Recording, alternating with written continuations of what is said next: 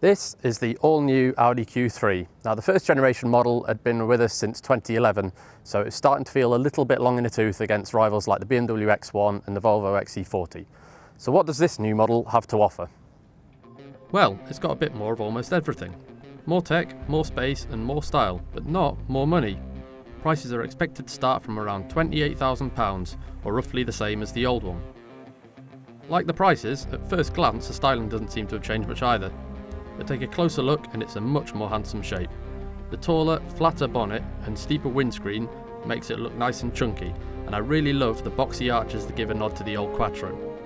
It all adds up to a car which makes the old model seem a bit dreary, and the same goes for the inside. The Q3's interior is a massive leap forward over the previous model.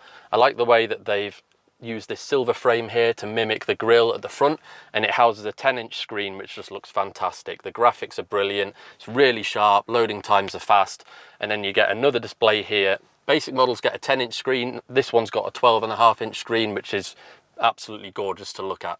Overall, the tech in here is absolutely fantastic and definitely the best in this class. It really feels well screwed together too, but that's not really surprising in an Audi. Those bright funky bits of Alcantara might be more unexpected though, especially if you pick the orange trim. The overall design is great, apart from this big empty patch of plastic around the starter button, which looks and feels really cheap. So it's off to a good start in the style department, but what's it like to drive? Now the Q3 has 5 engines to choose from. There's 3 petrol and 2 diesel. This one here is the most powerful petrol, which is a 2-litre turbo making 230 horsepower. It moves along nicely enough and it's quite refined. The only problem that I have with it is that the gearbox, in this case a 7-speed DSG, can be pretty laggy and slow to respond when you put your foot down. It's a shame, because the more you drive the Q3, the more impressed you'll be. It doesn't matter if you drive on the standard springs or on the optional adapted dampers, the Q3 has got loads of grip, it's really comfy and it's quiet on the motorway. The steering is a little numb though, so a BMW X1 still feels more fun to drive. The new Q3 is longer, wider and slightly lower than the old car, which means there's more space inside. A sliding rear bench lets you choose between great rear legroom or a huge boot, but wherever you leave it, the Q3's practicality is at least as good as all of its main rivals.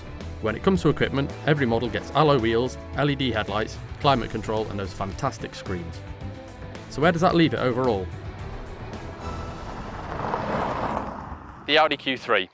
It might not be quite as fun to drive as the BMW X1, nor as funky to look at as the Volvo XC40, but it's beautifully built, it's really refined, and that infotainment system is just brilliant. This could well be the new class leader. Click on the video windows to watch the Audi A6 review and our walk around of the Audi e-tron, and click the Auto Express logo to subscribe to this channel.